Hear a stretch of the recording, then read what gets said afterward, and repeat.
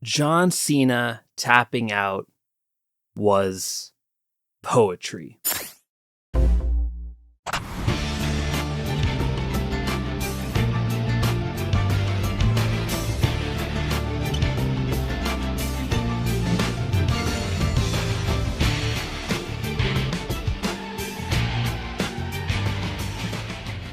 At the end of the year, Saturday night's main event, we witnessed John Cena's final match in the WWE against Gunther. A match where he controversially tapped out. Now, before we dig in deep into this particular match, I wanted to take a pause and take a step back to look and review his entire year and his farewell tour in its entirety before I give my opinion on how it all ended.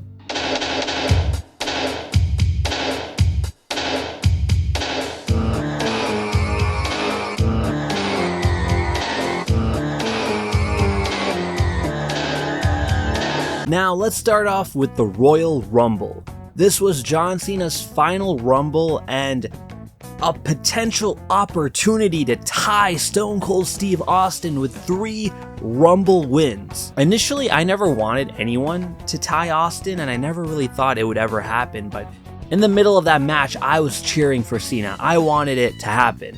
And seeing him in the final 2 was like, it was insane. It was crazy. My heart was pounding. It's John Cena! John Cena's winning! And watching his feet hit the floor and lose. Please, no. No. Yes. No. Oh my God. His final Rumble, it was heartbreaking, but it was the right decision. You know, Cena is no longer that main event hogger. You know, he's pushing for the future. He wants the young talent to succeed, and that is a perfect representation of it. Why take that Rumble spot? He didn't need it. Even though it would have been a pretty hype moment, I think Jey Uso winning the Rumble, even though I was against it initially, it was a good idea. You know, it was a nice underdog surprise, despite how people feel about him right now and how his whole world title reign ended. But like, you know, that's a separate discussion. But Cena losing the Rumble but coming super close, it was cinematic. Like the look in his eyes and how he lost, and hugging Jey Uso and giving him his props and respect, like I think that was handled pretty well. But then we move on to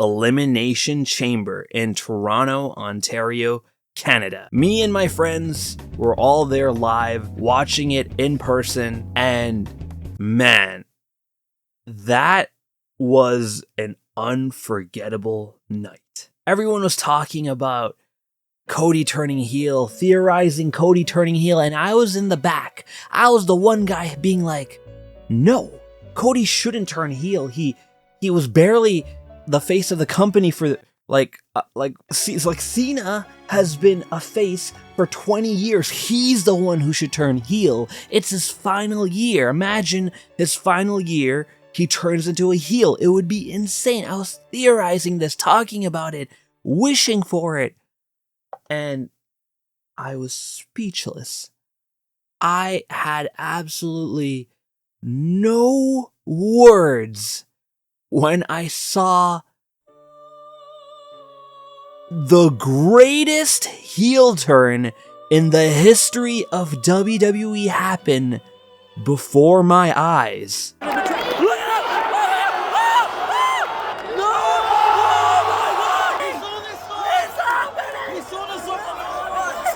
Believe it.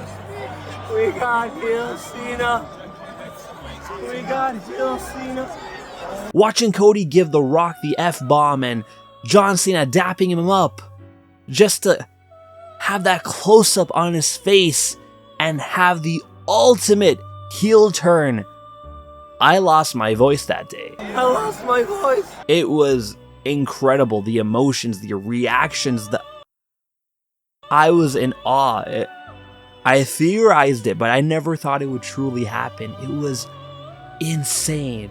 And I truly mean it when I say this was the greatest heel turn in the history of WWE. The only heel turn that I would say is above this is Hulk Hogan when he joined the NWO, but that doesn't count because that was WCW. So within the WWE alone, John Cena at Elimination Chamber, I rank that as #1 greatest heel turn I have ever witnessed in my life.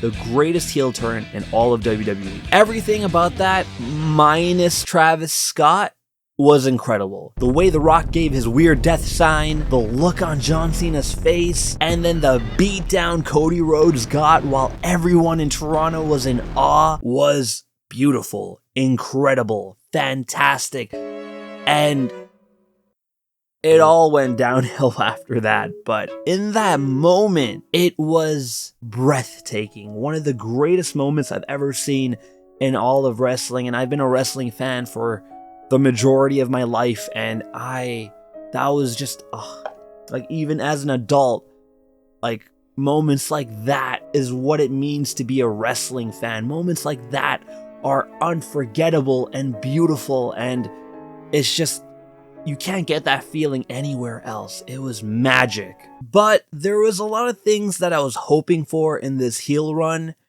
that didn't happen. I wanted John Cena to get a new theme song.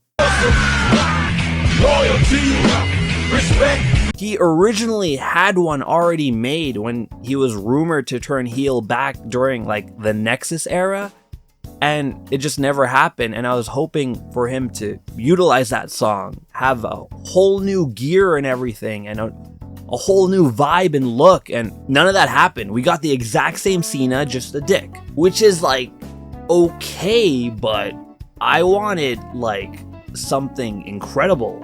Like Hulk Hogan went from like red and yellow to black and white and was part of arguably the greatest faction in all of wrestling. And Cena had Travis Scott. Right off the bat, I was disappointed that we got the exact same Cena. Same clothes, same theme song, same look, same everything, just a bad guy. I know that was his whole point. Like, oh, I'm not going to change my look and everything because I don't want to entertain you. I'm trying to ruin wrestling. And like, I get it, but like, nah, man. Nah. Like, yeah, I get it. He had this whole I'm trying to ruin wrestling gimmick, which was cool, but like, you got to keep it like entertaining too. Like, imagine if Cena had like this insane new heel theme that he made. Loyalty.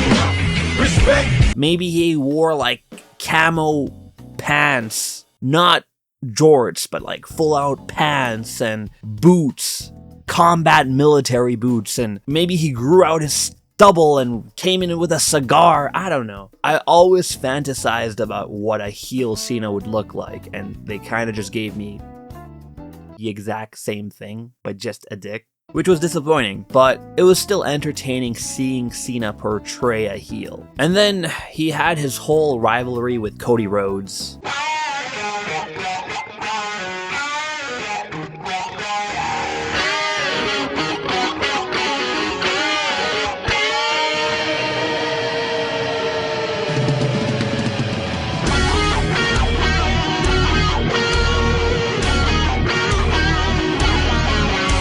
From Elimination Chamber to WrestleMania. And we get to WrestleMania 41, where it's his chance to win his 17th title and break the record. Now there's pros and cons to that night. Positives and negatives. Good news and bad news. The good news is Cena broke the record. 17-time world champion.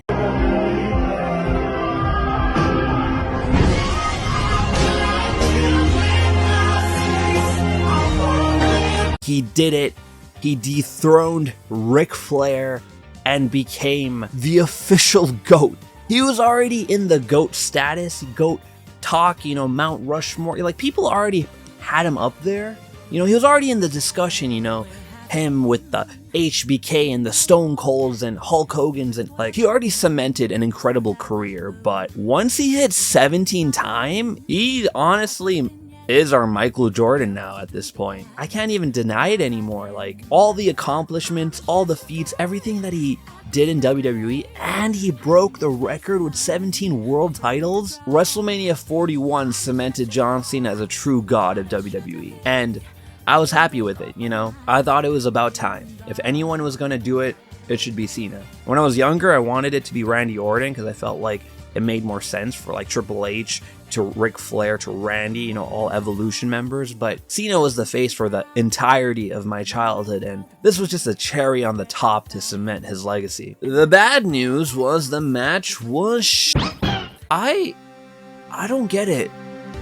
I really don't. Like, Cena makes this excuse that, you know, he only has a certain amount left in the tank. He can only perform to like this amount of levels, and that's bullshit. His match with Austin Theory was terrible, and his match now with Cody Rhodes was also terrible.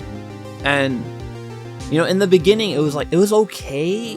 It ended like too early, and Travis Scott? Like, what the f were they thinking? Travis Scott? Like, okay, Cena's gonna cheat, right? He's gonna get back up. Who's it gonna be? You have an amazing list of superstars that you can choose from. He can create an incredible faction. And like, what does he do? Travis Scott? It was so stupid. And like, he had this smirk on his face like, oh yeah, Travis Scott is coming. I'm gonna win my match now because of Travis Scott. Like, what? Whoa, what? If it was like Logan Paul, it would have made more sense. But why is a rapper coming, giving you so much confidence? Like, what was the thought process behind that? This whole arrangement was so stupid. Like, Cena should have had a faction, and honestly, he could have had new young talents. He could have some old talents. Like, I had this great theory on how I would have booked that. I might make that a separate video, so hit the subscribe button if you want to hear me talk about that. But having Travis Scott being your trump card was terrible, idiotic writing. So then Travis Scott comes in, Cena does his shenanigans, and the match ends. Him winning that 17th title was the only redeeming factor for that match. Other than that, the match was not good. It was very anticlimactic and honestly a disappointment. And I know for a fact that it has nothing to do with Cena's current wrestling ability. Neither is it Cody Rhodes' fault. Both of these superstars have had 5-star matches. Cena this year had a 5-star match. This is for The Undertaker. Damn. What a match. So, I don't know why. I don't know why this match was so trash. It was such a disappointment. But 17 titles, this heel run is still cooking. Then we move on to Cena's first title defense. And boy, does this retirement tour go into overdrive, because his very first opponent at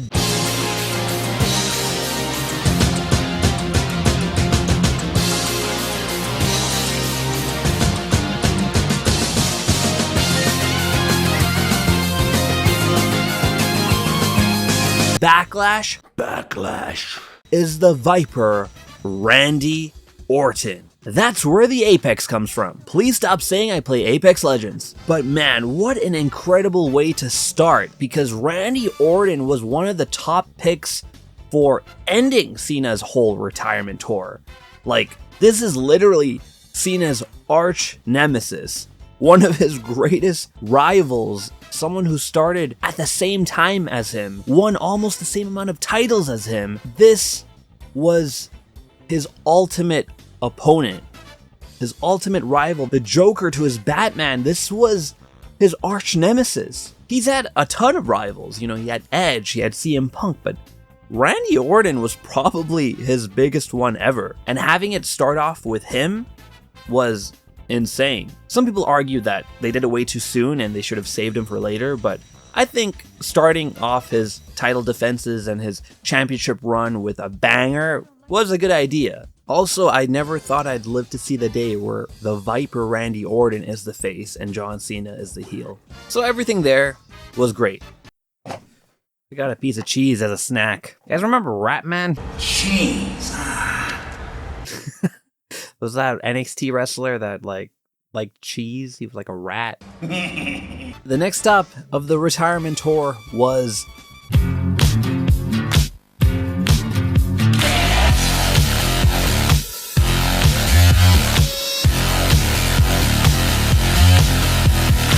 Saturday night's main event against R-Truth. And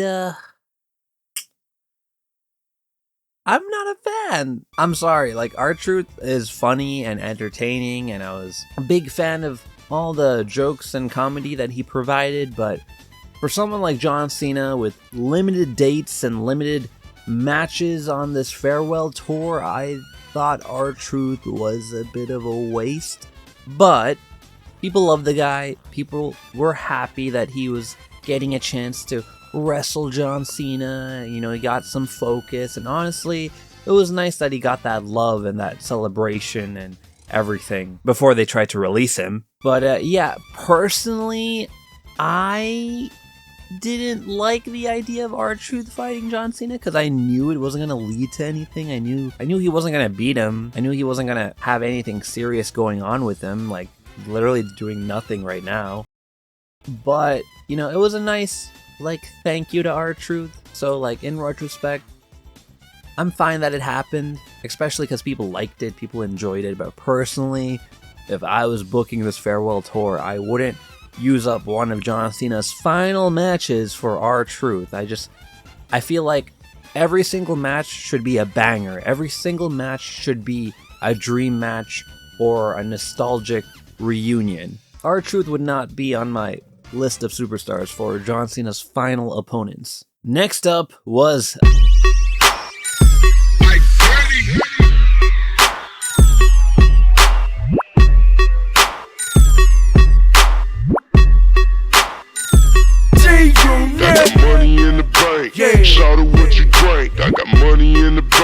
This video is brought to you by demonetization, because YouTube doesn't let you have nice things when you try to make your videos the best they can be. But who needs money when I have you? So hit that subscribe button to join me and be a part of the Apex Alliance. For the Alliance! It would make my dog Frost very happy. You can pet him. Come on.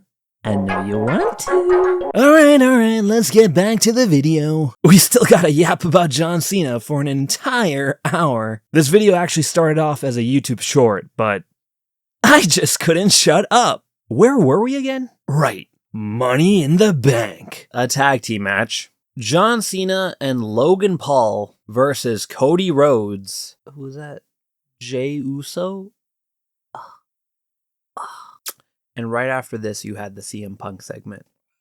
Money in the Bank is one of the most important pay-per-views of the year. I don't know if most of you know this, but WWE has a big four most important pay-per-views, or PLEs, for the year. You got WrestleMania, you got the Rumble, Survivor Series, and SummerSlam, and they recently made Money in the Bank their fifth big pay-per-view. So for your fifth biggest show of the year, I was not expecting John Cena to be in a tag team match with Logan Paul against Cody Rhodes and Jey Uso. Like that. I was really energetic at the beginning of this video, and now I'm suddenly drained just thinking about it. Like, the idea of that match taking up a Money in the Bank slot, it drained the happiness away. Not even this cheese can restore my stamina. This was stupid. This was pointless. Why? At the very most, this was a Raw match. It should have never happened. I don't understand why they did this. Now, if Logan Paul was initially involved in the whole heel turn and was a part of John Cena's faction and it was more of like a faction versus faction kind of match, That would have been fine. But it wasn't that. It was randomly teamed up Logan and John versus randomly teamed up Cody and Jay. I just think it was such a waste. And right after this match, you introduced CM Punk versus John Cena. Like, what are you doing? Money in the Bank was the pay-per-view of John Cena versus CM Punk. It should have happened at Money in the Bank. Why did you do this stupid little tag match instead? I don't know. I don't get it.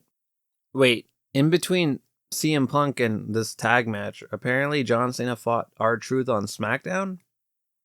Why do I not know about this? Did I forget? Clearly, this was not memorable. One match with R-Truth was already pushing it. Why was there two? Again, like, you have this entire roster. He could have been fighting Obafemi or Carmelo Hayes. Why is he fighting R-Truth twice? I was so hyped up about John Cena's heel turn that I completely forgot that he won the Elimination Chamber match. That little reunion with CM Punk, incredible, beautiful. I loved it. And then he like cheated in the end. Glimpses to the heel turn. But yeah, I was so hyped up about the heel turn, I completely forgot that John Cena won the Elimination Chamber. And then we have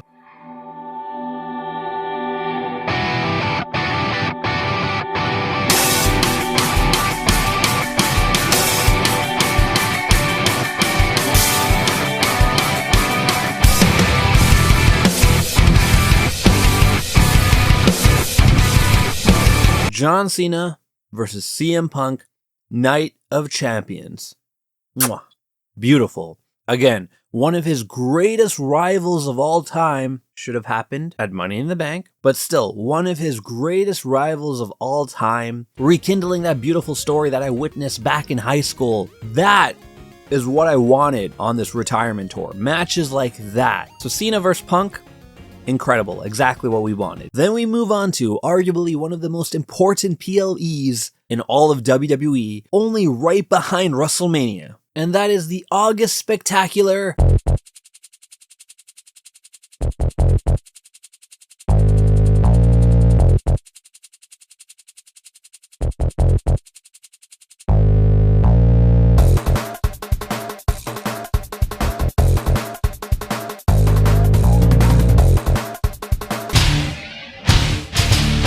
SummerSlam. Now, initially, I actually was expecting this to be John Cena versus CM Punk, but instead we got John Cena versus Cody Rhodes, round 2, the rematch. And, you know, it made sense. Cody needs his rematch. Cody has a rematch clause, whatever it is, I don't care. You know, you knew that he had unfinished business with Cena, but I didn't want this. Like, we had it. We already saw it. We already witnessed John Cena versus Cody Rhodes once at WrestleMania, and it was trash. It was garbage. I hated it. I don't need this rematch. Why are they doing it again? So I was quite disappointed when I found out that Cody Rhodes crept up back into the main event scene and threatened our new champion. But from like the way a story flows, I guess it's fine. But WWE is never really good at that anyway, so why are they doing it now? But yeah, personally, I wanted one wrestler to fight John Cena, and then that's it. Just like a one and done, move on, let other people have their shots. So him fighting R-Truth twice, him fighting Cody twice, not a fan. I don't like it, and I was really excited for SummerSlam and was quite disappointed that they picked Cody Rhodes to fight him on that special night. Like, WrestleMania was a disaster. Why are we doing this again? I don't want to see Cody Rhodes as champion. I love Cody Rhodes. I love him, but his story is over. Let my heel champion cook. But the match ended up being incredible. Absolutely phenomenal. It was so much better than the WrestleMania match. I don't know why Cena has so many trashy WrestleMania matches. Like, so many trashy WrestleMania matches, but his matches on other pay-per-views and even like the regular Raw and SmackDown shows are incredible. I don't know why on the grandest stage of them all, he doesn't really show up. Second time doing the tango with Cody, and it was incredible. It was fantastic. It was arguably one of the best matches of the year, if it wasn't for another Cena match that I'm going to talk about later in this video. There's just one problem. that I had about this. Just one issue that I had about this. Just one gripe. They ended his heel run. They ended it. It was over. Fuck that. You know, I based off what I see people say online, I'm like clearly in the minority here, but I did not want Cena to turn face. They could have done that on his like last 1 or 2 months. I waited my entire life for John Cena to finally turn heel, and they just got rid of it. They're just like, sweep it under the rug. You're a good guy again. John Cena's just like, I'm tired of being a bad guy. I don't want to ruin wrestling. I just don't want you guys to forget about me. I was so upset. People cheered. People were happy. Wish he never turned heel in the first place. Fuck those people. I'm sorry. Seeing Cena turn heel was so entertaining for me. It was something I never thought I would ever witness. And it was special. It was unique. It was different. And having him turn face so soon, it's like, okay. I literally was talking earlier about how this was the greatest heel turn in the history of WWE, and I wanted it to live up to the heel turns of someone like Hulk Hogan, and it wasn't even close. It wasn't even itty bitty close. Like, no, it was so disappointing. There were so many things I wanted. There's so many ways that I was expecting this to happen. And, you know, he was just a bad guy for a couple of months, and then he's just like, sorry guys, I love you. I just don't want you guys to forget about me. I'm a good guy again. It was so 180 that I thought it was fake. Like, I thought this was a trick. I thought he was just gonna beat him up at SummerSlam, but no, he actually turned into a face. I remember telling my friends, and they literally didn't believe me. They thought I was capping. Like, it was so 180. Like, I get it. This heel run didn't work out the way that you initially wanted it to, but don't just backtrack on it. Fix it. Do what you wanted to do. Okay, the whole plan with Travis Scott and The Rock all fumbled. They ruined the entire heel run. Fuck those two. But, you know, at least pick up where we left off. You know, instead of Travis Scott, get someone else. Instead of The Rock, maybe get Batista. I know he retired, but like, he could be a manager. I don't know. Do what you were originally planning to do, but just do it with other people. You know, you can still pick up where you left off. You don't have to just sweep it under the rug and be like, all right, this whole thing was a fumble and we're just gonna go back to the status quo. That was something that I hated. I was really disappointed that John Cena turned face. I wanted to see him cook as a heel for as long as possible. Obviously turn him into a face right before he retires, but I really wanted to see that heel run reach special levels of excitement, and unfortunately the heel run kind of peaked at Elimination Chamber when it happened, and then it was just like a downhill spiral from there, and they just really never let it have the chance to become something special, which sucks. You know, we all love people like Drew McIntyre, who's killing it as a heel, and they just messed up John Cena, which was it would have been up there. It would have been, he could have been one of the greatest heels ever. They could have done something really cool with it, and I was really sad that they backtracked on it. But despite that, their match was incredible. And then he lost the title. Why? I get it. Cody is the face of the company. You know, I love Cody. Him finishing the story, beautiful. But I wanted Cena to have that belt for longer, man. They did exactly what I wanted, though. I wanted Cody to cook with that title for exactly 1 year and lose it at the next WrestleMania, and that's literally what he did. He won it at 40, and then he lost it at 41. So I was happy about that. I just didn't want Cena to lose it at SummerSlam. I wanted Cena to actually keep the title for as long as he could. Yeah, there was like a lot of disappointment on that show for me. I really didn't want Cena to be a face. I really didn't want Cena to lose his title, but all of it unfortunately happened. Some people, I'd say most people, probably loved it. I'm sure everyone wanted him to turn into a face again, but I didn't. Then Cena fights once again on SmackDown, where he teams up with Cody Rhodes to fight Drew McIntyre and Logan Paul.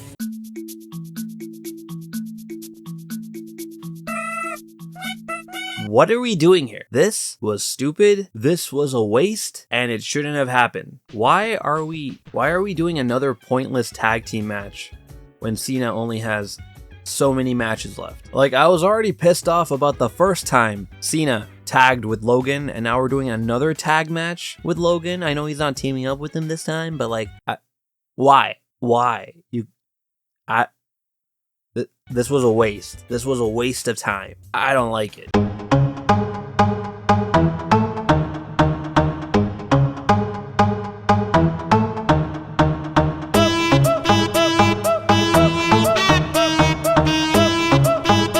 Then Clash of Paris comes around, and I'm like, oh boy, we're gonna get John Cena versus AJ Styles. Simplement un deux.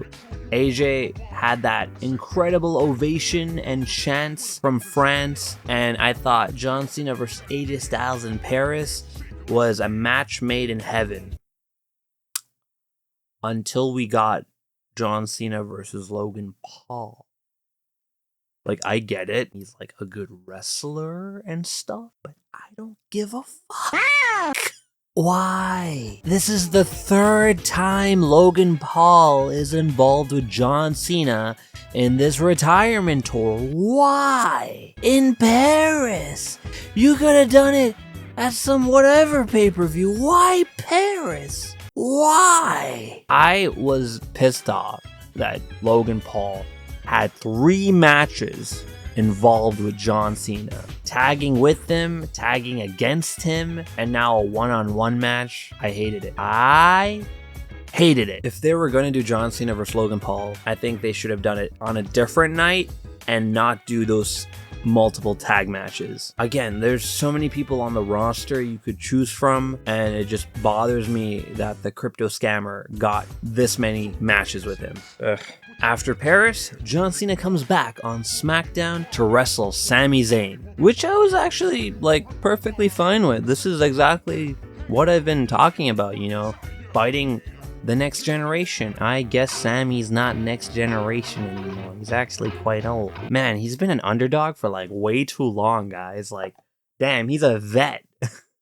and he said portrays himself like it came out of NXT yesterday. I'm the only black man in town. Okay, what I meant to say was it was kind of nice to see them rekindle their little match that they had many years ago. I think John Cena was Sami's first opponent on the main roster, or one of his first opponents, and for them to go back and show the before and after, you know, all this progression, everything that's happened from then to now, I thought it was nice. Plus Sami continuing this whole US Open challenge, it was a good idea. So yeah, it wasn't like some amazing, incredible, like CM Punk versus John Cena or Randy versus John Cena kind of match, but it was still nice, it was enjoyable, and it was nice to see them rekindle that history that they used to have. Not the Logan Pauls. But then, Brock Lesnar comes back, and boy, did everyone freak the hell out, especially me. Oh my god!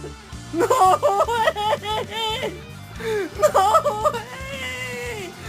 Yeehaw! Over that. We haven't seen Brock Lesnar in forever, and we were worried he might never show up ever again. And for him to come out just like it was 2011, 2012 all over again was hype. It was exciting. I was looking forward for their rematch, Brock Lesnar versus John Cena, until it ended up being the worst match in this whole tour.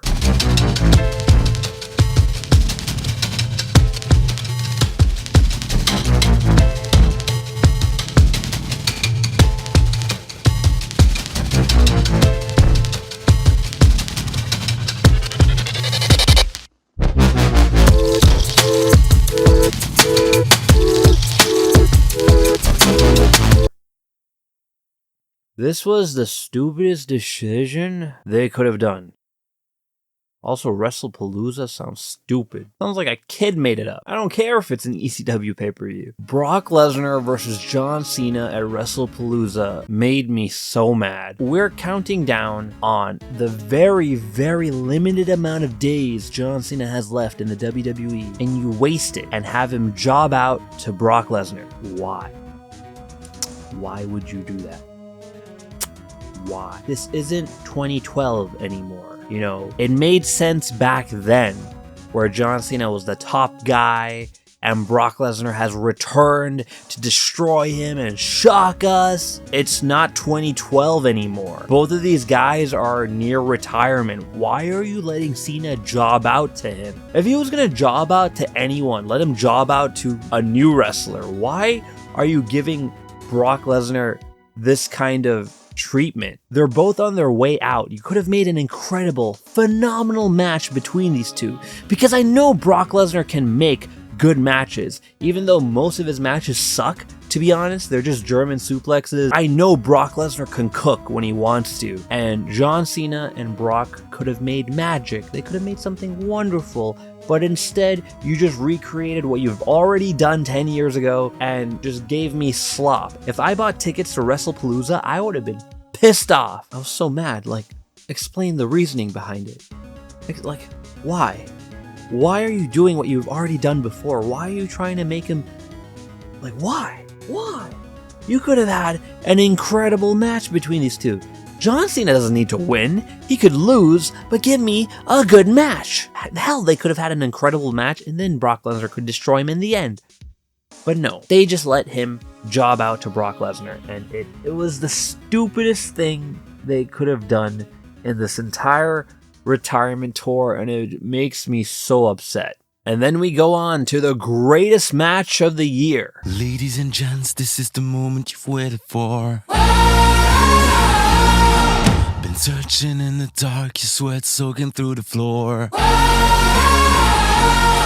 And buried in your bones, there's an ache that you can't ignore. Taking your breath, still in your mind, and all that was real is left behind. Don't fight it, it's coming for you, running at you. It's only this moment, don't care what comes after. Your fever dream, can't you see it's getting closer? Just surrender cause you feel the feeling taking over. John Cena versus AJ Styles. Crown Jewel in Australia, which is really weird. What? Why is it suddenly not a Saudi pay-per-view anymore? Man, they fucking cooked with this match. It was incredible. It was beautiful. Oh my god. You know, during these amazing matches, John Cena has been using all of the finishers of all of his greatest rivals, and it was really fun and exciting seeing him do like the tombstone, the spear, the RKO. It was all really incredible. I think he did it earlier with Cody Rhodes in their second match, which honestly made that so much fun. But then he did it again with this AJ Styles match, but AJ on the other end was doing it in his way with TNA finishers, and that was incredible. John Cena doing his greatest rivals finishers, and AJ doing his greatest rivals finishers from TNA, and it was great. It was great. It was fun, and you know, even without the nostalgia of those moves, their match was phenomenal. Like literally, it was phenomenal. Like it gives me flashbacks to like their matches back in 2016, 2017. That was incredible. And this, like at their age, boy, combine their ages, that's almost 100. Them performing at that caliber makes me wish they were gonna wrestle for like 10 more years, man. Everything was incredible. The moves, the pacing, the excitement, the back and forth. You had no idea who was gonna win. Your jaw was on the floor. You were like locked in. It was amazing. It was beautiful. And that was my match of the year. I made a short about it. Yeah, well, that was the match for the fans. That was the greatest match of the year. John Cena versus AJ Styles was magic. It was beautiful, and you honestly couldn't have asked for more. That was peak wrestling. Like, I personally, I'm no Dave Meltzer, but like, I give it my Apex 5 stars. And then we go on to Raw, and John Cena fights Dominic Mysterio for the Intercontinental Championship. They're actually doing it. They're actually giving him the opportunity to Grand Slam. I honestly thought they weren't going to do it. I thought, you know, he's the GOAT. He has everything. But the Grand Slam can be the one thing that he's not going to get. You know, maybe they'll just like, it won't be John Cena's thing. Boy, was I freaking excited when they announced that match and they put the title on the line. That was funny. That was funny. And boy, was everyone hyped as hell to see John Cena potentially Grand Slam, and he did it. I think it was his hometown. Let me double check. It was in Boston, which is even more incredible. His hometown. He defeats Dominic Mysterio in a match that wasn't planned and wins the Intercontinental Championship for the first time to Grand Slam. It was insane. It was beautiful. People were saying this saved the entire retirement tour, and like the retirement tour had ups and downs, but this definitely shot it up into the stratosphere. John Cena finally achieving Grand Slam. The GOAT status could not be any more defined. Oh! He's a god. He's a god. He's a god. He's a Grand Slam god. I think at this point I was just flabbergasted. Yeah, I can't argue anymore, you know, like my personal GOAT would be someone like The Undertaker, but I think, yeah, at this point, like, it really is John Cena. Like, you can't even argue anymore. John Cena really is the greatest of all time. After that, we have another match on Raw, with John Cena teaming with Rey Mysterio and Sheamus against the Judgment Day. This I was actually fine with. It was quite random, and personally, again, not fan of these tag matches in his final year, but you know, it was kind of like a nice like come together moment with the boys, you know, the 2000s crew. I was fine with it. It was like a nice special sentimental moment. Kind of reminded me of like Edge's retirement, even though he had a one-on-one, but you know, I was okay with it. Yeah, I was fine. It was John Cena's final Raw, and you know, like the boys came together to send him home. This, I give it an exception. I was fine with this. And then we move on to John Cena's final pay-per-view match.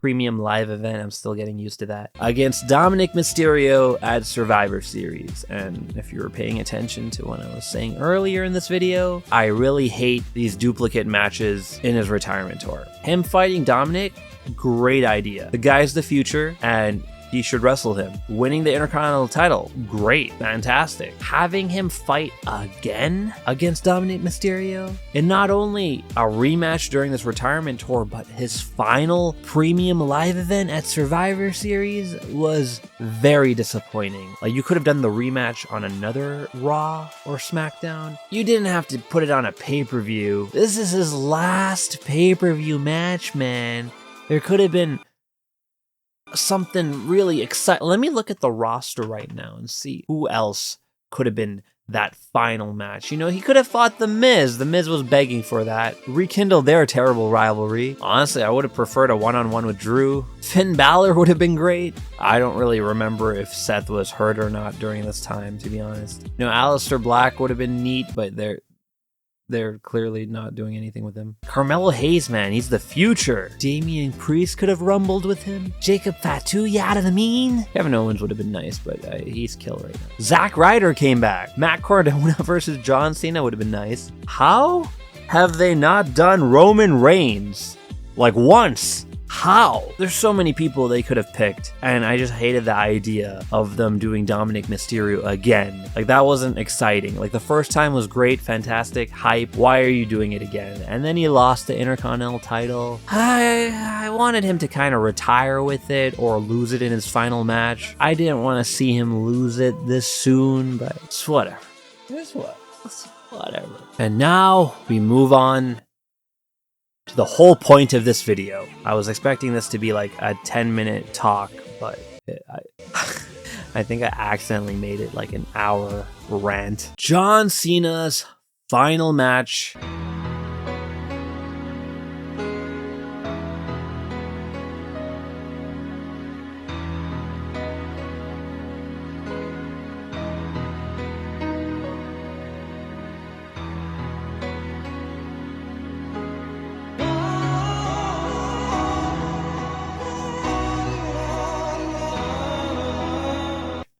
At Saturday night's main event.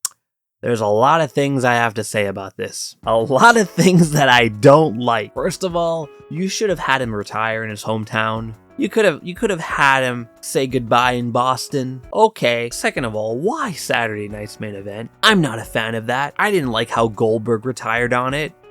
And now you're retiring the greatest of all time on Saturday?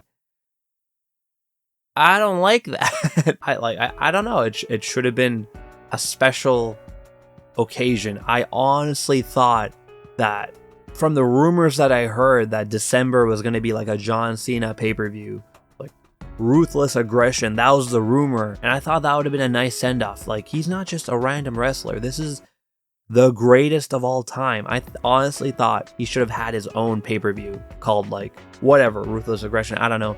You guys can think of something creative. I think he should have had his own pay-per-view. You can argue that, you know, it's free. Anyone can watch it. Fine, but I think it should have been its own show. It shouldn't have been Saturday night's main event. I feel like that's not special, grand, or amazing enough for John Cena's final goodbye. Didn't like Hiroshi Tanahashi recently retire at like Wrestle Kingdom? Like, that's a retirement. And then, you know, you have John Cena retiring on like a YouTube show. And then we get on to the tournament to declare his final opponent. And one by one, wrestlers were coming out and losing. And I'm like, oh man, I wanted them in that match. Oh man. One by one, everyone that I like started to get eliminated. You know, Zack Ryder came back. Dolph Ziggler came back. Who's the mystery opponent? Is it Dolph Ziggler? Who is it? Who's the mystery opponent? It's Dolph Ziggler? Oh, he's back! And one by one, I'm just like, oh, okay, bye. You know, I wasn't even a fan of Carmelo Hayes, but in this tournament, I started to like him. I became a fan of him. I support the dude now. I used to hate him with the whole, like, with the fries in the bag, bro. Why are you talking like a Zoomer? Anyways, I'm getting distracted. You know, he really cooked. And, like, once I saw all the bracket people start to get eliminated, everyone that I liked started to disappear, I was like, okay, Carmelo is, like, the only 30-year-old here. Everyone's, like, a 40-year-old. Like Gunther's in his 30s technically, fine, but I was like, okay, Carmelo Hayes is the future. Carmelo Hayes is young, new talent. He's gonna win. And then he lost. Got powerbombed by Gunther, and then he died. I heard rumors about Gunther possibly being John Cena's final opponent, and I didn't believe it because I thought it was a terrible idea. The guy already defeated Goldberg and retired him. That is already a feat. You don't need to retire John Cena. And like, if anyone's gonna retire John Cena, I'd want it to be someone that needs to prove themselves, not someone that's been Intercontinental Champion for 666 days. Not someone that is already a world champion. But no, they went ahead with Gunther, and I was so disappointed, especially when I made videos talking about Edge coming back, hyping up that, feeling really stupid. Out of everyone on the roster, I really was not expecting them to do Gunther. Like, it's fine. You don't need to do some amazing return, some amazing debut. Kenny Omega, Okada, or Edge coming back. You know, you could just stick to the main roster, sure, but I was expecting you guys to choose the future, the Carmelo Hayeses, the Oba Femis, not Gunther. Gunther isn't the future anymore. He's the present. And he's already, like, created a name for himself. He already has that aura, even though you guys fucked it up completely with Jey Uso tapping him out. Gunther is already like a secured, he's already, you know, it's like Brock Lesnar. Like, you don't need Gunther to retire John Cena. It made no sense to me, and I was so upset to the point where I didn't believe it. All the days leading up to that show, right before Gunther's entrance, I 100% was like, they're gonna do us a swerve. Someone else is coming. Gunther's gonna be hurt backstage. It's not Gunther. It's not Gunther. They're gonna do something cool. They're gonna do something amazing. It was Gunther. I was very upset by this. Some people were fine with it because, you know, for whatever reason. And like, I love Gunther. I'm a big fan of that guy, and I think he's a great asset for the future of WWE, but this is John Cena's retirement. Please do it properly. I think they should have chose someone. I don't know. It should have been someone else. I don't know. It's just, why Gunther? Why? But then the way it happened was honestly beautiful. Despite how much I hate it, despite how much I don't want Gunther to be his final opponent, despite how speechless I was seeing John Cena never give up, hustle, loyalty, respect, tap out. Oh, he's smiling! No! He tapped. Yes, bad move, baby. He tapped. He gave it. He gave He it. just gave it to it. This guy is fucking. Left me speechless. And I had so many mixed emotions and feelings watching that. Like, so many things were going through my head. You know, you're watching this match, the back and forth, you're cheering for Cena with all your heart, and for not only did he tap out, but he just gave it up. He gave him the win. And like, so many thoughts were going through my head. We were all so upset and confused. And within all that emotion, and like, I was not only like confused and speechless and still processing everything, but like after like a good while, it was like I reached enlightenment. And I was like, you know what? I get it now. I get why they chose Gunther. I get why they did this match. I get why Cena tapped out. It all makes sense. It all came together, and it ended up becoming something quite beautiful, honestly, which I was never expecting to say. Cena and Gunther had a great match back and forth. It was fun, and I honestly wish it was longer, but it wasn't a short match by any means. I think when you're watching one of your favorite wrestlers perform their final match, you never want it to end. So like, the length wasn't bad. It was just, you know, I guess you just want to keep watching as much as you can. Gunther kept wrapping him in that headlock and back and forth. Cena kept breaking out of it. There was that really fun moment where it looked like he was going to pass out, but then he did the sign. Hulkamania, come on! Stand.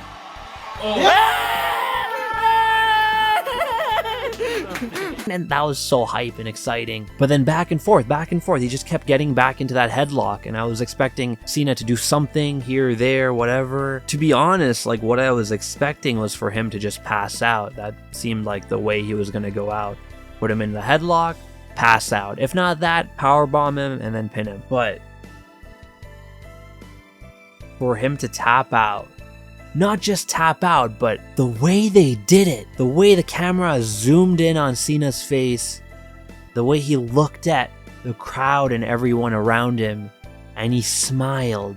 He had that happy smile on his face, and he gave the lightest tap out.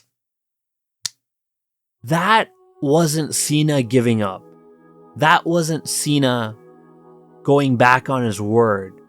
That was Cena saying, thank you, my time is done. My era is over, and I'm giving this guy his push. I'm passing the torch over to him. And that was poetic and beautiful. A lot of people complained saying, oh, he went back on his word. Cena tapped out. Oh my God. And, you know, it's completely different if Cena was like, tap out. Ah!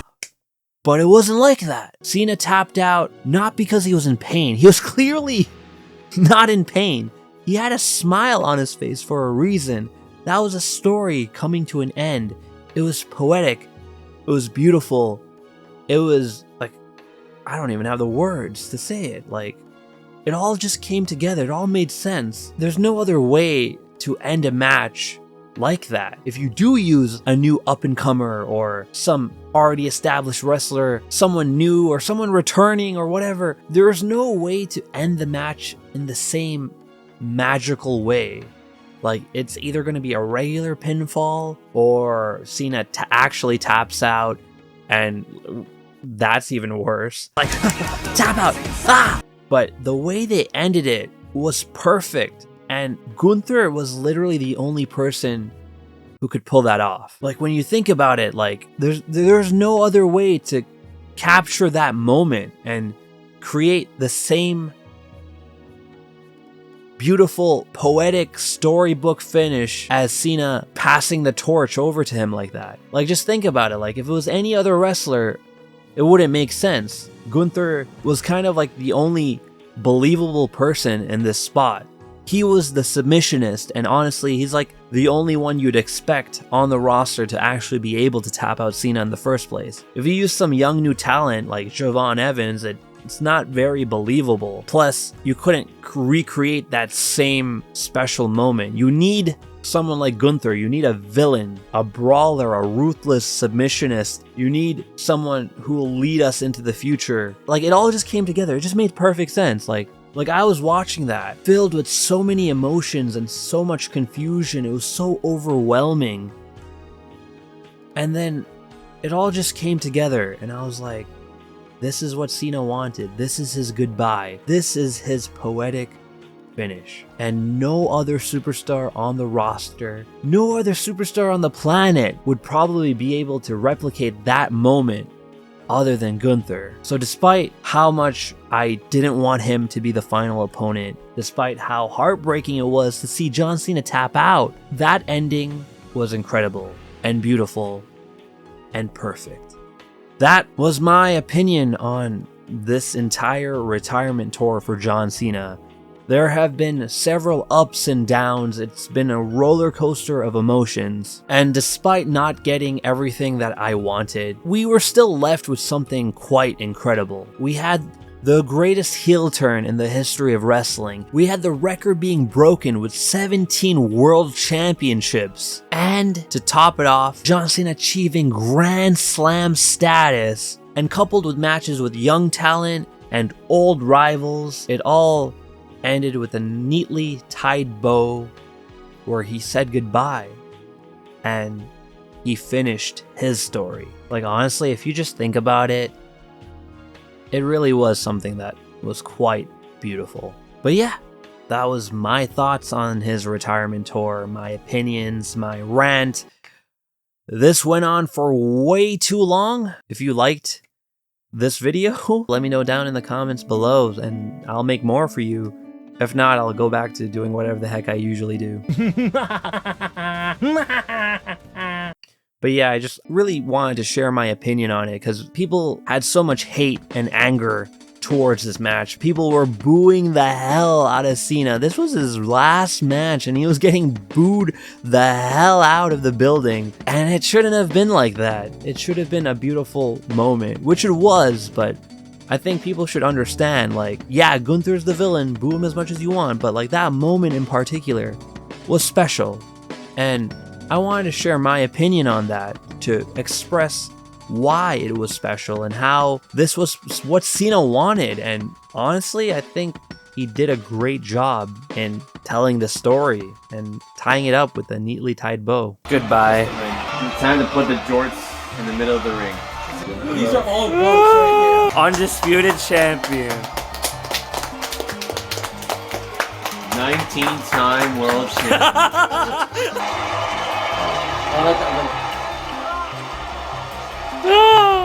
But yeah, I would love to hear your guys' opinions on this. Let me know down in the comments below. Did you like it? Did you hate it? Hit that subscribe button for more WWE videos. And peace out and have a damn good one. Mwah.